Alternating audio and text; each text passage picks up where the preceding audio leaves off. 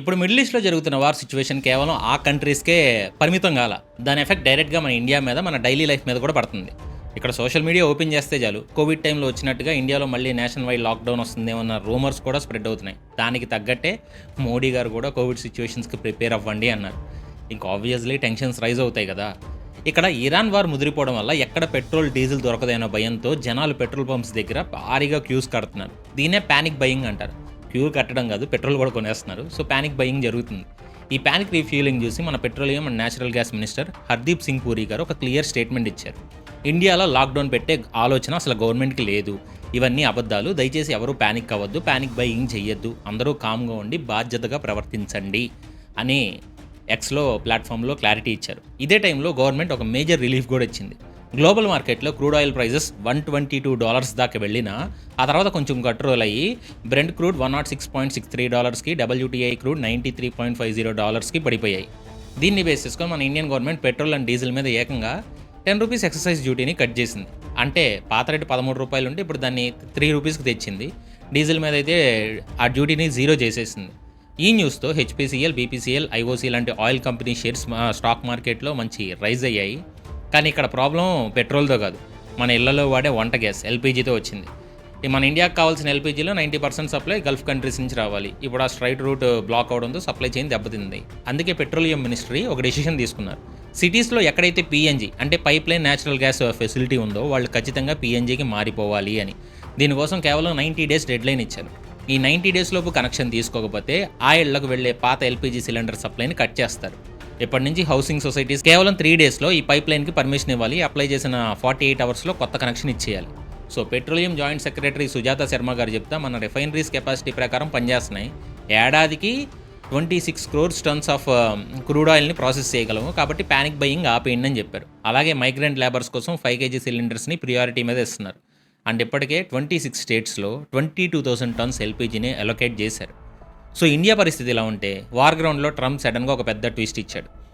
Iran energy plants మీద బాంబులు వేస్తామని ఇచ్చిన డెడ్ లైన్ని April 6 వరకు ఎక్స్టెండ్ చేశాడు. తెలిసిందేగా ట్రంప్ మాటలు ఎవడూ నమ్మకూడదు, పిచ్చి పుచ్చకాయ. అసలు ఈ వార్ ఆపడానికి గ్యాప్ ఇవ్వడానికి మెయిన్ రీజన్ ఏంటి? ఇరాన్ ఇచ్చిన ఒక సీక్రెట్ గిఫ్ట్ అని ట్రంప్ చెప్పుకుంటున్నాడు. కాకపోతే అటాక్ చేయడానికి ట్రూప్స్ని రెడీ చేసుకుంటున్నాడు లేండి, అది అందరికీ తెలిసిన విషయం. మనోడు ఏం గిఫ్ట్ ఇచ్చారని చెప్తున్నానంటే, ముందు ఇరాన్ వాళ్ళంట వాళ్ళ ట్రంప్ని 7 days టైం అడిగారంట. కాదని చెప్పేసి ట్రంప్ గిఫ్ట్ ఇచ్చాడు కాబట్టి నేను 7 రోజులు కాదు 10 రోజులు ఇచ్చానని చెప్తున్నాడు. ఆ గిఫ్ట్ ఏంటంటే ఇరాన్ వాళ్ళ కంట్రోల్లో ఉన్న 10 ఆయిల్ ట్యాంకర్స్ని స్ట్రైట్ గుండా సేఫ్గా వెళ్ళనిచ్చిందంట. ఇందులో 8 బోట్స్ అయితే ముందు పంపితే ఇరాన్ లీడర్స్ ఏదో తప్పుగా మాట్లాడినందుకు అపాలజీ కింద ఇంకో 2 ఎక్స్ట్రా బోట్స్ కూడా పంపించారంట.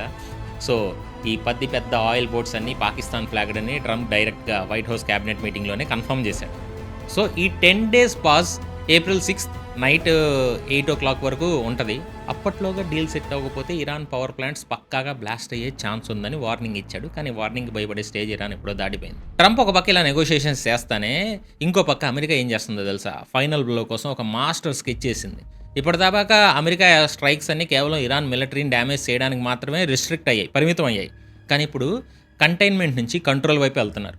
ఇరాన్ పర్మనెంట్గా కంట్రోల్ చేయాలంటే అక్కడున్న 6 ఇరానియన్ ఐలాండ్స్ని వాళ్ళ గుప్పెట్లోకి తీసుకోవాలని యుఎస్ మిలిటరీ ప్లాన్ వేస్తుంది. ఆ 6 ఐలాండ్స్ నేమ్స్ ఏంటంటే కార్గ్ ఐలాండ్ అందరికీ తెలిసిందే, లారక్, కేషమ్, అబు ముసా, గ్రేటర్ టుమ్స్, లెసర్ టుమ్స్. ఇవి మెయిన్ టార్గెట్ అయితే కార్గ్ ఐలాండ్. ఈ కార్గ్ ఐలాండ్ ఇరాన్ మెయిన్ ల్యాండ్కి కేవలం 15 miles దూరంలో సముద్రంలో ఉంది. ఇరాన్కి ఇది ఒక ఎకనామిక్ ఆక్సిజన్ లాంటిది. ఇక్కడ నుంచి ఇరాన్ ఎక్స్పోర్ట్ చేసే ఆయిల్లో 90% ఆల్రెడీ చెప్పినట్టు 90% ఇక్కడ నుంచి వెళ్తుంది. రోజుకు 1.1 నుంచి 1.5 million barrels ఇక్కడ నుంచి చైనాకి వెళ్తాయి. ఇక్కడ ఏకంగా ఇప్పుడు ప్రెజెంట్ 30 million barrels ఆయిల్ని దాచిపెట్టి స్టోరేజ్ కెపాసిటీ ఉంది. ప్రెజెంట్ అక్కడ 8 million ఉన్నాయి. 30 million కెపాసిటీ ఉంటే 8 million ఉన్నాయి. ఒకవేళ అమెరికా గ్రౌండ్ ఫోర్సెస్ పంపి ఐలాండ్ లాక్కుంటే ఇరాన్ ఎకానమీ పూర్తిగా కొలాప్స్ అయిపోతుంది. అండ్ 2021లో ఇరాన్ గల్ఫ్ ఆఫ్ ఒమన్ దగ్గర జస్ట్ అనే ఒక కొత్త టెర్మినల్ స్టార్ట్ చేసినా సరే international energy agency IEA report ప్రకారం అది కర్గ్ ఐలాండ్ తీసుకున్నంత లోడ్ తీసుకోలేదు. అందుకే కర్గ్ని కొడితే ఇరాన్ పని కంప్లీట్ అయిపోద్దని ట్రంప్ ప్లాన్. సో మిగతా ఐలాండ్స్ పరిస్థితి వస్తే లారక్ ఐలాండ్ అనేది స్ట్రైట్లో చాలా నారోయెస్ట్ పాయింట్ దగ్గర ఉంది. అక్కడ ఇరాన్ పెద్దగా bunker, surveillance systems and fast attacks boats ready చేసి పెట్టింది. కేషమ్ ఐలాండ్ అయితే గల్ఫ్లోనే అతిపెద్ద ఐలాండ్. ఇక్కడ అండర్ గ్రౌండ్లో యాంటీ షిప్ మిసైల్స్ ఉన్నాయి, డ్రోన్స్ దాచిపెట్టారు. ఇక Abu ముసా, greater and laser tombs islands విషయానికి వస్తే ఇవి 1971 నుంచి UAEకి ఇరాన్కి మధ్య వీటి గొడవ జరుగుతుంది. ఇక్కడ నుంచి సముద్రంలోకి ఎంటర్ అయ్యే ప్రతి షిప్ని ఇరాన్ మానిటర్ చేయగలదు, కానీ ఇరాన్ని తక్కువ అంచనా వేయడానికి కూడా లేదు. మీరు వాళ్ళ భౌగోళిక పరిస్థితులు, జియోగ్రఫికల్ సిచ్యువేషన్స్ వాళ్ళకే పెద్ద అడ్వాంటేజ్ అది. ఈ స్ట్రైట్ ఆఫ్ హార్మూజ్ కేవలం 24 మైల్స్ ఉంది. మిలిటరీ భాషలో చెప్పాలంటే అది కిల్ జోన్. ఈ షిప్స్ మీద మిసైల్స్ వేస్తే తప్పించుకోవడానికి వార్నింగ్ టైం కేవలం సెకండ్స్ మాత్రమే ఉంటుంది. అంతేకాదు, ఇరాన్కి దాదాపు 1000 మైల్స్ పొడవైన కోస్ట్ లైన్ ఉంది. అంత పెద్ద ఏరియాలో కొండలు లోయల మధ్య ఇరాన్ ఎక్కడైనా ఈ మొబైల్ మిసైల్ బ్యాటరీస్ దాచిపెట్టిందో అమెరికా కనిపెట్టలేకపోతుంది. సో ఇరాన్ కేవలం పెద్ద యుద్ధాలే కాదు, అన్కన్వెన్షనల్ వెపన్స్ కూడా వాడుతుంది. అమెరికా పెద్ద పెద్ద సబ్మెరైన్స్ని ట్రాక్ చేయగలదు, కానీ ఇరాన్ వాడుతున్న ఈ మిడ్ జెట్ సబ్మెరైన్స్ని పట్టుకోవడమే చాలా కష్టం. అలాగే చూడడానికి కొంచెం చిన్నగా అమాయకంగా కనిపించే డోస్ అంటే పడవల ద్వారా కూడా సముద్రం లోపల మైన్స్ సెట్ చేస్తున్నారు, ఆల్రెడీ మనం మాట్లాడుకున్నాం. అండ్ కొంతమంది ఫేక్ ఐడీస్ వాడుకుంటూ జాంబీ ట్యాంకర్స్ లాగా రూట్ని దాడుతున్నారు. ఇలా దాదాపు 16 షిప్స్ వెళ్ళాయని ఒక రిపోర్ట్. ఇప్పుడు ఈ ఏరియాలో దాదాపు 2000 కమర్షియల్ షిప్స్ ట్రాఫిక్ జామ్లో చిక్కుకుపోయి ఇంత జరుగుతుంది. చూస్తున్నారు కదా, ఇలాంటి ఒక్కొక్క చిన్న డీటెయిల్స్ చేయడానికి మేము చాలా ఆర్టికల్స్ని డెప్త్లో రీసెర్చ్ చేసి మేము ముందుకు తీసుకురావడానికి మా టీంకి చాలా ఎఫర్ట్స్ అండ్ టైం కూడా పడుతుంది. మా రీసెర్చ్, మా ఇన్ఫర్మేషన్ ప్రజెంటేషన్ మీకు నిజంగా నచ్చితే మీరు ఇచ్చే సపోర్ట్, వీడియోని లైక్ కొట్టి మా హార్డ్ వర్క్కి సపోర్ట్ చేయండి. వీఆర్ ఫ్యామిలీ అనేది కేవలం యూట్యూబ్ ఛానల్ ఏమీ కాదు, రియల్ ఫ్యాక్ట్స్ని, డీప్ నాలెడ్జ్ని ఇష్టపడే ఒక పవర్ఫుల్ కమ్యూనిటీ. మీరు ఇంకా మా ఫ్యామిలీలో జాయిన్ అవ్వకపోతే ఇప్పుడే సబ్స్క్రైబ్ చేసుకోండి. అలాగే పక్కన ఉన్న బెల్ ఐకాన్ని కూడా క్లిక్ చేసి ఆల్ నోటిఫికేషన్స్ ఆన్లో పెట్టుకోండి. అప్పుడే మా నెక్స్ట్ వీడియో పడంగానే మీకు అలర్ట్ వస్తుంది. అండ్ ఇరాన్ అమెరికా మధ్య అసలు గ్రౌండ్లో ఏం జరుగుతుందో మీ ఫ్రెండ్స్ అండ్ ఫ్యామిలీకి కూడా తెలియాలనుకుంటే ఖచ్చితంగా వీడియోని వాళ్ళకి షేర్ చేయండి. సరే, మళ్ళీ మన టాపిక్లోకి వస్తే, ఇక గ్రౌండ్ వార్ విషయానికి వస్తే, యూఎస్ఏని ఎదుర్కోవడానికి ఇరాన్ ఏకంగా 1 మిలియన్ అంటే 10 లక్షల మంది ఫైటర్స్ని రెడీ చేసింది. ఇందులో రెగ్యులర్ ఆర్మీతో పాటు ఐఆర్జీసీ అండ్ బ్యాసిజ్ వాలంటీర్ ఫోర్సెస్ కూడా ఉన్నాయి. రిక్రూట్మెంట్ సెంటర్స్ దగ్గర కుర్రాళ్ళు క్యూ కడుతున్నారంట. అండ్ అమెరికన్ ఫోర్సెస్ని మా గడ్డ మీద అడుగు పెడితే వాళ్ళకి ఒక హిస్టారికల్ హెల్ చూపిస్తామని ఇరాన్ టస్నిమ్ న్యూస్ ఏజెన్సీ వార్నింగ్ ఇచ్చింది. అండ్ కర్గ్ ఐలాండ్ చుట్టూ ఇరాన్ ఆల్రెడీ మ్యాన్ ప్యాడ్స్ అంటే షోల్డర్తో ఆపరేట్ చేసే మిసైల్స్ పెట్టిందంట. సో కోస్ట్ లైన్ వెంబడే యాంటీ పర్సనల్ ఉన్నారు, యాంటీ ఆర్మర్ మైన్స్ని పాతేసింది. అండ్ జపాన్లోని ఒకినవా నుంచి 2200 మంది US marines and US Tripoli లాంటి పెద్ద పెద్ద షిప్స్ కూడా, అండ్ 82nd ఎయిర్బోర్న్ డివిజన్కి చెందిన ఒక 3000 మంది సోల్జర్స్ కూడా అక్కడికి చేరుకుంటున్నారు. సరే, ఇరాన్ అయితే మాత్రం వెనక్కి తగ్గట్ల వార్ సిచ్యువేషన్ ఉంది. ఇక్కడ అమెరికాకు వచ్చిన అతిపెద్ద ప్రాబ్లం వెపన్స్ షార్టేజ్, ఆయుధాల కొరత. ట్రంప్ బయటేమో అన్లిమిటెడ్ స్టాక్ ఉందని చెప్తాడు, గ్రౌండ్ రియాలిటీ వేరేలా ఉంది. 16 రోజుల్లో అమెరికా వాడిన మ్యూనిషన్స్ వరకే ఎంతో తెలుసా కాస్ట్ చెప్పే ముందు 11,000 మ్యూనిషన్స్ వాడారు. దీనికోసం ఖర్చు పెట్టిన ఖర్చు $26 బిలియన్. అంటే రోజుకి ఎంత ఖర్చు అవుతుందో ఆలోచించండి. అండ్ అమెరికా దగ్గర ప్రెసిషన్ వెపన్స్ అంటే ఖచ్చితంగా టార్గెట్ని కొట్టే హైటెక్ బాంబ్స్ అయిపోతున్నాయి. అందుకే ఇప్పుడు వాళ్ళు డమ్ బాంబ్స్ వాడుతున్నారు. ఇవి పైనుంచి పడేయడమే తప్ప టార్గెట్ని వెతుక్కుంటా వెళ్ళలేవు. అండ్ కాస్ట్లీ అయిన థాడ్ సిస్టమ్స్లో 25% ఆల్రెడీ ఖాళీ అయిపోయాయి. ప్యాట్రియాట్ మిసైల్స్ అయితే 18 monthsలో తయారు చేసింది ఆ 943 మిసైల్స్ని కొద్ది రోజుల్లో వాడేశారు. ఒక్కో ప్యాట్రియాట్ మిసైల్ కాస్టే దాదాపు $3 మిలియన్. అండ్ లాక్హీడ్ మార్టిన్ లాంటి కంపెనీస్ ఏమో సంవత్సరానికి ఒక 620 to 650 మిసైల్స్ మాత్రమే తయారు చేయగలవు. పైగా 2025లో ఆ కంపెనీ వర్కర్స్ స్ట్రైక్స్ చేస్తున్నారంట. సో ప్రొడక్షన్ ఇంకా లేట్ అవుతుంది. అండ్ ఈ వెపన్ షార్టేజ్ తీర్చుకోవడానికి అమెరికా ఒక రిస్కీ గేమ్ ఆడుతుంది.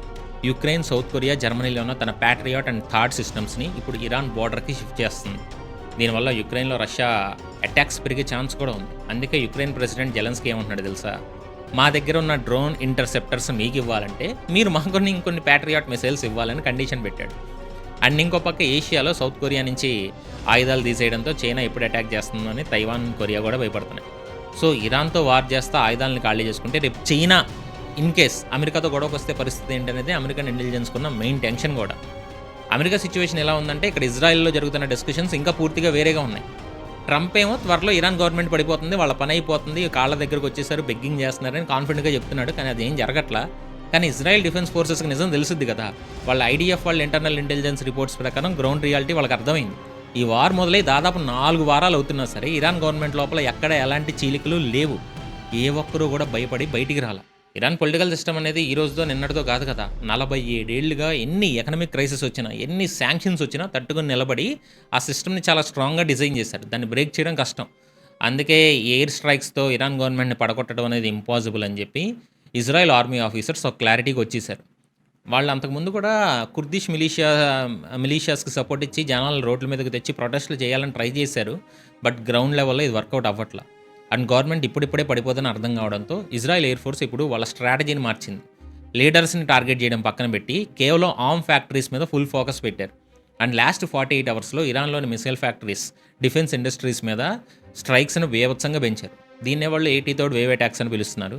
పర్చిన్ లాంటి మిసైల్ ప్రొడక్షన్ సెంటర్ మీద 60 ఫైటర్ జెట్స్ కలిపి ఒకేసారి 150 బాంబ్స్ వేసాయంట. అలాగే ఇస్ఫహాన్లో ఉన్న ఇరాన్ ఏకైక అండర్ వాటర్ రీసెర్చ్ సెంటర్ని, అంటే సబ్మెరైన్ ఫ్యాక్టరీని ఇజ్రాయెల్ నేవీ ఇంటెలిజెన్స్ సహాయంతో డ్యామేజ్ చేసింది. అండ్ ఇప్పటి వరకు అమెరికా, ఇజ్రాయెల్ కూటమి కలిపి ఇరాన్లోని 15,000 టార్గెట్స్ని హిట్ చేశాయి. అండ్ ఈ దాడుల్లో వాళ్ళు సాధించిన ఒకే పెద్ద విజయం ఏంటంటే Iran IRGC navy commander Alireza తంగ్సిరిని ఎయిర్ స్ట్రైక్లో చంపేశారు. లీడర్స్ని చంపుతున్నారుగా, ఇప్పుడు నేవీ కమాండర్ని చంపారు. ఈ తంగ్సిరి చాలా పవర్ఫుల్ కమాండర్ కూడా. ఈ స్ట్రైట్ని మైన్స్తో బ్లాక్ చేసి ప్రపంచవ్యాప్తంగా ఆయిల్ రేట్స్ పెరిగిపోయేలా చేసింది కూడా ఈయనే. అంతేకాదు, ఇరాన్ దగ్గరున్న మెరైన్ డ్రోన్స్ డెవలప్ చేసింది కూడా ఈయనే. బందర్ అబ్బాస్ అనే పోర్ట్ సిటీలో ఉన్నప్పుడు ఇన్ఫర్మేషన్తో ఇజ్రాయెల్ అటాక్ చేసింది, ఆయన చనిపోయారు. అండ్ ఈ దాడుల వల్ల ఇరాన్ దగ్గరున్న అతిపెద్ద నేవీ షిప్స్లో కూడా 92% ఆల్రెడీ బ్లాస్ట్ అయ్యాయని America central command of chief confirm చేశారు. ఇలా ఒక పక్క వార్ జరుగుతుంటే ఇంకో పక్క కోవర్ట్ ఆపరేషన్స్ కూడా నడుస్తున్నాయి.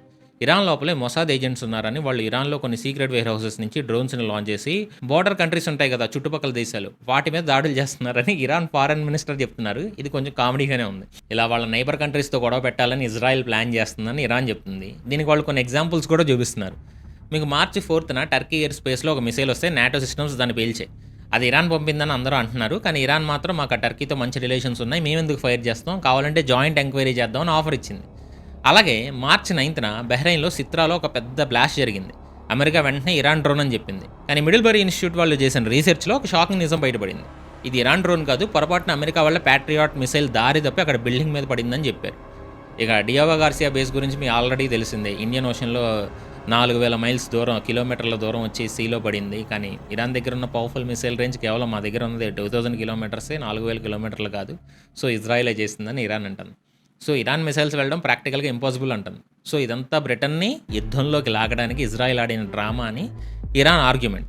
కానీ ఆ మిసైల్స్ ఇరాన్వే అని అందరికీ తెలుసు. సో ఈ వార్లో జరుగుతున్న ఇంకొక భయంకరమైన విషయం ఏంటంటే ఇరాన్లో ఏకంగా ట్రంప్ని చంపడానికి $25 మిలియన్ క్రౌడ్ ఫండింగ్ జరుగుతుంది. ఇరాన్లో మొబైల్ యూజర్స్ అందరికీ కిల్ ట్రంప్ అనే మెసేజెస్ వస్తున్నాయి. ఒక వెబ్సైట్ ద్వారా డబ్బులు డొనేట్ చేయమని అడుగుతున్నారు. అండ్ ఇప్పటివరకు దాదాపు 2,90,000 మంది దీనికి సపోర్ట్ చేశారు. రుబికా అనే ఒక లోకల్ యాప్లో కిల్ ట్రంప్ అనే ఛానల్కి 2.3 lakh మంది సబ్స్క్రైబర్స్ ఉన్నారు. అందులో ట్రంప్ ఫోటో మీద రేజర్ డాట్ పెట్టి ఇమేజ్ని వాడుతున్నారు. బెల్ అనే ఇంకో యాప్లో కూడా ఇలాంటి గ్రూప్స్ ఉన్నాయి. సో కొన్ని పవర్ఫుల్ గ్రూప్స్ అయితే ఓపెన్గా బౌంటీస్ అనౌన్స్ చేస్తున్నాయి.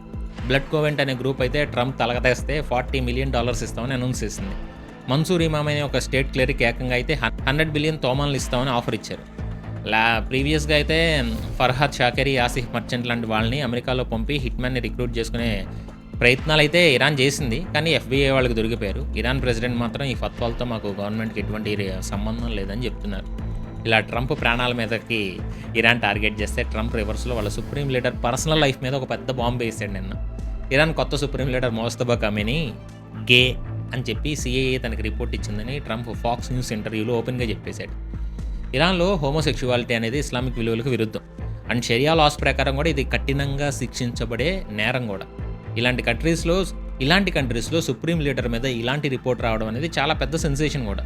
ఆల్రెడీ మీకు తెలిసే ఉంటుంది, మోస్తఫా తండ్రి late supreme leader Ali Khamenei కూడా తన కొడుకు మీద ఎలాంటి అనుమానాలు కాదు, వాళ్ళ కొడుకుని లీడర్గా ఒప్పుకోలేదని మనం ఆల్రెడీ మాట్లాడుకున్నాం. అందుకే తన వారసుడిగా కొడుకుని ప్రకటించడానికి ఆయన చాలా కాలం వెనకడిగేశారని కూడా రిపోర్ట్ ఉంది. సో ఇంటెలిజెన్స్ ఇన్ఫర్మేషన్ ప్రకారం కూడా మోస్తఫాకి తన చిన్నప్పుడు ట్యూటర్తో లాంగ్ టర్మ్ రిలేషన్ ఉందని నాకు తెలిసి అమెరికా ఇది ఇన్ఫర్మేషన్ వార్ఫేర్తో ఇరాన్ లీడర్ని వీక్ చేయడానికి ట్రై చేస్తుందని ఇలాంటి మాటలు ట్రంప్ చెప్పి నాకు అనిపిస్తుంది. సో ఇలా పొలిటికల్గా, మిలిటరీ పరంగా ఒక పక్క టెన్షన్ నడుస్తుంది. ఇజ్రాయెల్ క్యాపిటల్ టెల్ అవీవ్లో ఆకాశంలో వేల సంఖ్యలో కాకులు గుంపులుగా తిరిగాయి.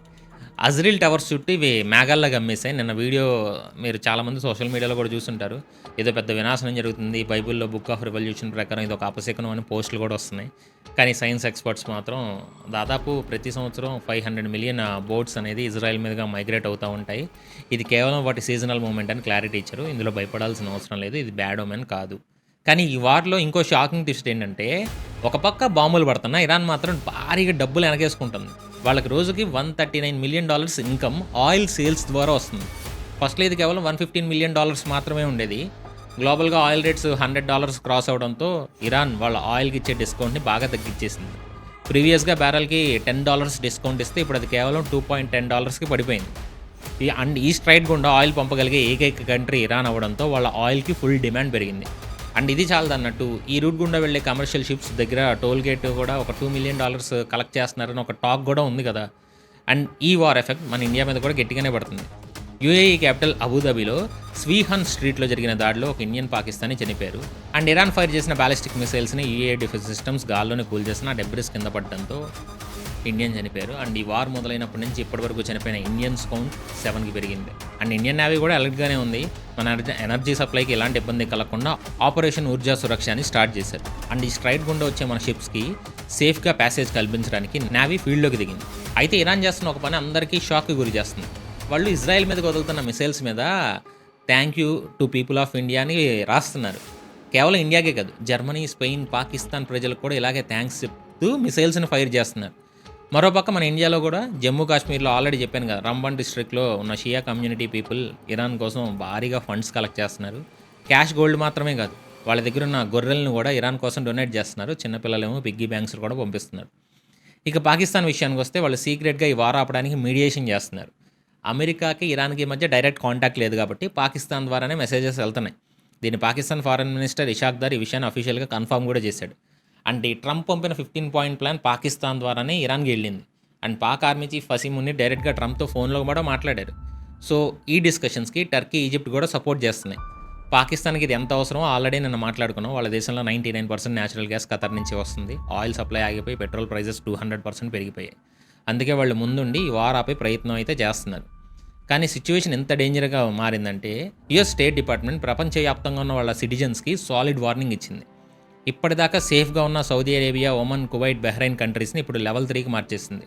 అంటే అక్కడికి జర్నీ చేసి పెట్టుకోవద్దని చెప్తుంది. ఇరాక్, ఇరాన్, రష్యా, యుక్రెయిన్ లాంటి కంట్రీస్ని లెవెల్ 4లో పెట్టి అసలు వెళ్ళొద్దని వార్నింగ్ ఇచ్చింది. దీనికి మెయిన్ రీజన్ ఏంటంటే ఇరాన్ బ్రిగేడియర్ జనరల్ అబోల్ ఫాసిల్ షెకర్చి ఒక ఓపెన్ వార్నింగ్ ఇచ్చారు. ఇప్పటి నుంచి ప్రపంచంలో ఎక్కడైనా సరే పార్క్స్ కానీ, టూరిస్ట్ ప్లేసెస్ కానీ, రీక్రియేషన్ ఏరియాస్ కానీ ఏవి కానీ అమెరికన్స్కి, ఇజ్రాయెల్స్కి సేఫ్ కాదు. ఇరాన్ స్టేట్ టీవీలో ఓపెన్గా అనౌన్స్ చేశారు. అంటే ఈ వార్ ఇప్పుడు కేవలం బార్డర్స్ దగ్గరే కాదు, ప్రపంచంలో ఎక్కడైనా జరగచ్చనే భయం మొదలైంది. ఏప్రిల్ 6 వరకు ట్రంప్ ఇచ్చిన గ్యాప్లో డీల్ సెట్ అవ్వకపోతే పరిస్థితి ఊహించని రేంజ్కి వెళ్ళి డ్యామేజ్ అయ్యే ఛాన్స్ అయితే ఇక్కడ మనకు క్లియర్గా కనిపిస్తుంది.